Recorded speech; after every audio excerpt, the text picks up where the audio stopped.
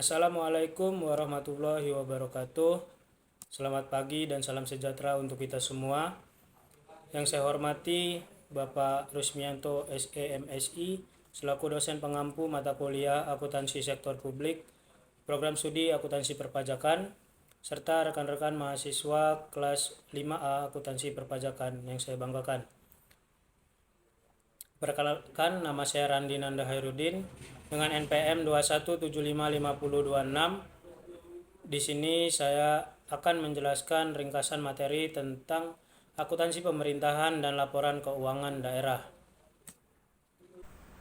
Baik, sebelum kita masuk ke materi tentang akuntansi pemerintahan dan juga laporan keuangan daerah, di sini saya akan menjelaskan terlebih dahulu tentang pengertian dari akuntansi sektor publik itu sendiri. Akuntansi sektor publik menurut Dwi Ratmono tahun 2015, pengertian akuntansi sektor publik adalah serangkaian proses identifikasi, pengukuran, pencatatan, dan pelaporan transaksi keuangan pemerintah daerah yang digunakan sebagai bahan pengambilan keputusan ekonomi. Lebih spesifiknya, akuntansi sektor publik adalah serangkaian proses mencatat, menganalisis, dan melaporkan informasi keuangan lembaga publik seperti sekolah, rumah sakit, partai politik, hingga lembaga swadaya masyarakat atau LSM. Penyusunan akuntansi sektor publik ini harus mengacu pada standar akuntansi pemerintahan atau SAP. Hal ini ditetapkan dalam Peraturan Pemerintah Nomor 71 Tahun 2010. Baik, kemudian kita akan membahas tentang pengertian akuntansi pemerintahan. Akuntansi pemerintahan dapat didefinisikan sebagai suatu aktivitas pemberian jasa untuk menyediakan informasi keuangan pemerintah berdasarkan proses pencatatan, pengklasifikasian, pengikhtisaran suatu transaksi keuangan pemerintah, serta penafsiran atas informasi keuangan. Menurut Nurmala dan kawan-kawan tahun 2017. Kemudian ada sistem akuntansi keuangan pemerintah daerah.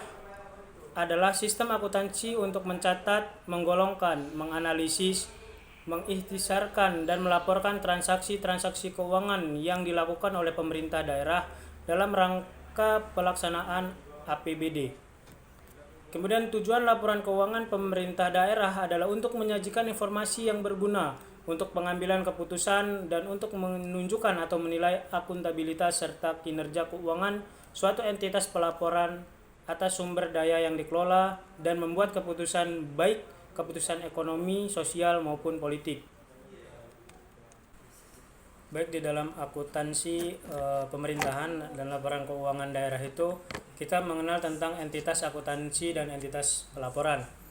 Menurut Peraturan Pemerintah Republik Indonesia Nomor 8 Tahun 2006 tentang pelaporan keuangan dan kinerja instansi pemerintah, pada bab 1 ketentuan umum pasal 1 bahwa entitas akuntansi adalah unit pemerintahan pengguna anggaran yang berkewajiban menyelenggarakan akuntansi dan penyusunan laporan keuangan untuk digabungkan pada entitas pelaporan. Sedangkan entitas pelaporan adalah unit pemerintah yang terdiri dari suatu atau lebih entitas akuntansi yang berkewajiban menyampaikan laporan pertanggungjawaban berupa laporan keuangan. Untuk entitas akuntansi sendiri di dalam pemerintahan daerah itu bisa kita kenal dengan dinas seperti dinas pendidikan, dinas kesehatan, dan juga dinas lingkungan hidup. Sedangkan untuk entitas pelaporan itu bisa seperti pemerintah provinsi atau pemerintah pusat. Kemudian jenis dan bentuk laporan keuangan daerah. Nah, di dalam laporan keuangan daerah ini ada 7 laporan yang harus kita buat.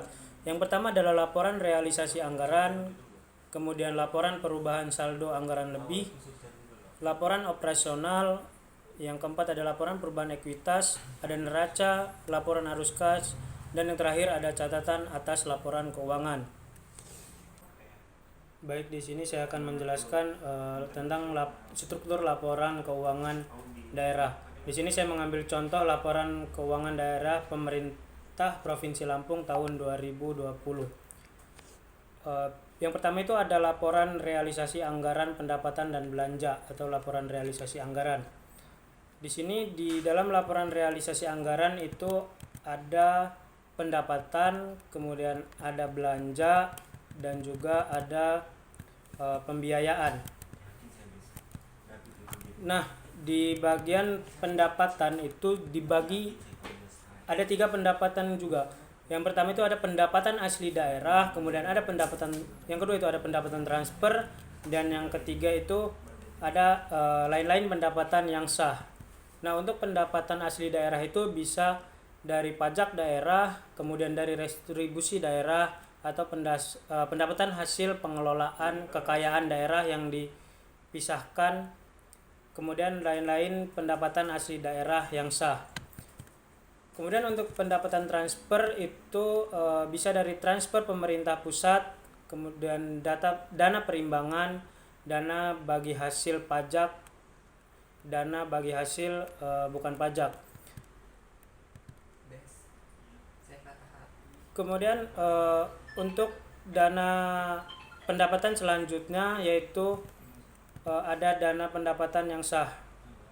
Yang pertama itu ada pendapatan hibah, kemudian ada pendapatan lain-lain. Kemudian di laporan realisasi anggaran itu ada belanja. Nah, belanja ini juga ada 3. Ada belanja operasi, belanja modal, dan juga belanja tak terduga. Belanja operasi ini dia ada seperti belanja pegawai, belanja barang dan jasa, kemudian ada belanja bunga. Sedangkan untuk belanja modal ini ada seperti belanja tanah, belanja peralatan dan mesin, belanja gedung dan bangunan. Kemudian belanja tak terduga. Belanja tak terduga ini seperti ada kebakaran atau banjir yang terjadi di daerah tersebut. Selain ada pendapatan dan belanja, di laporan realisasi anggaran juga terdapat transfer. Transfer ini apabila pemerintah provinsi itu melakukan transfer ke pemerintah kabupaten atau kota. Kemudian pendapatan dikurang belanja dikurang transfer itu akan menjadi surplus atau defisit. Kemudian ada juga pembiayaan. Nah, pembiayaan ini ada penerimaan pembiayaan atau pengeluaran pembiayaan. Penerimaan pembiayaan ini bisa didapat dari penggunaan silpa atau penerimaan pinjaman daerah seperti pinjaman dari bank dan sebagainya. Kemudian ada pengeluaran pembiayaan. Pengeluaran pembiayaan ini ada akunnya yaitu penyertaan modal pemerintah atau pembayaran pokok utang pinjaman tersebut. Kemudian pendapatan dikurangi belanja dikurangi transfer itu akan menjadi surplus atau defisit. Kemudian ditambah pembiayaan dan ditambah penerimaan pembiayaan, kemudian dikurangi pengeluaran pembiayaan itu akan menjadi sisa lebih pembiayaan atau silpa.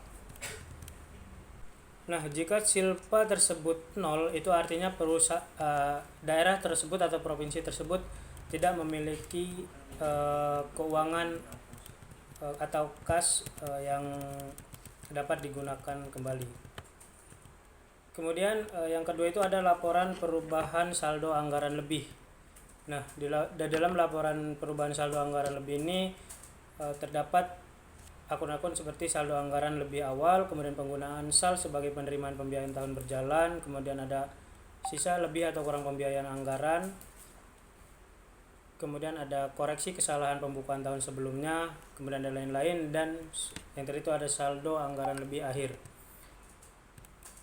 Kemudian kita ke neraca. Di neraca ini sangat rinci sekali, ada aset lancar, ada investasi jangka panjang, yaitu ada investasi non permanen, ada investasi permanen. Kemudian ada aset tetap, ada dana cadangan, dan ada aset lainnya. Nah, kemudian ada kewajiban. Kewajiban ini ada kewajiban jangka pendek dan juga ada kewajiban jangka panjang. Hampir sama seperti neraca pada laporan keuangan milik perusahaan swasta. Yang hanya membedakan adalah pada bagian ekuitas, di mana ekuitas di laporan keuangan daerah itu tidak dirincikan akun-akunnya.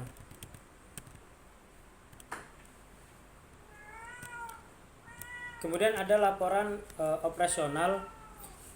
Laporan operasional hampir sama dengan laporan realisasi anggaran. Hanya yang membedakan di sini adalah pada bagian beban, di mana pada laporan realisasi anggaran itu menggunakan belanja, sedangkan pada laporan operasional itu menggunakan beban. Nah, di sini pada pendapatan, yaitu ada pendapatan asli daerah, yaitu pendapatan pajak daerah atau pendapatan restribusi daerah. Kemudian ada pendapatan transfer dari pemerintah pusat. Contohnya seperti dana bagi hasil pajak, kemudian bagi hasil sumber daya alam. Kemudian ada juga transfer pemerintah pusat lainnya seperti dana otonomi khusus, kemudian ada dana penyesuaian, atau ada bantuan keuangan, yaitu bantuan keuangan dari pemerintah daerah, kabupaten atau kota. Kemudian ada lain-lain pendapatan daerah seperti pendapatan hibah, pendapatan dana darurat, dan pendapatan lainnya. Kemudian untuk beban di sini ada beban operasi, yaitu seperti beban pegawai, beban persediaan, beban jasa, beban peliharaan, dan beban lain-lain.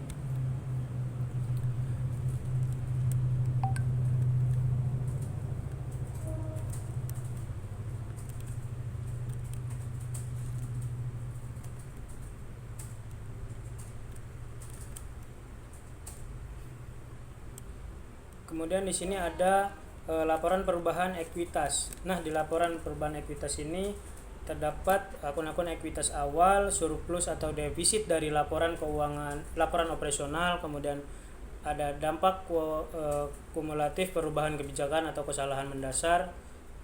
Kemudian ada koreksi nilai persediaan, selisih revaluasi aset tetap, lain-lain, dan ekuitas akhir.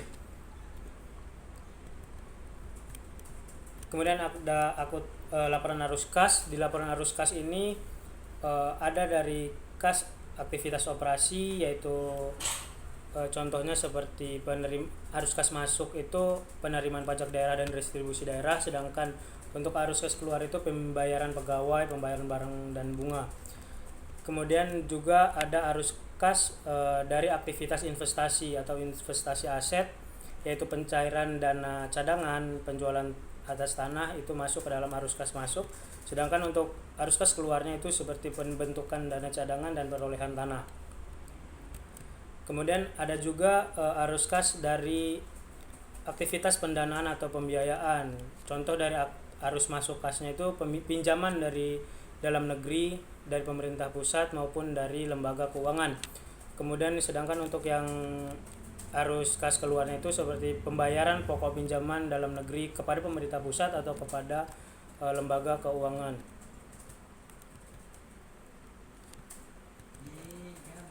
Mungkin itu saja yang dapat saya sampaikan dalam video ini. Lebih kurangnya saya mohon maaf. Saya akhiri. Wassalamualaikum warahmatullahi wabarakatuh.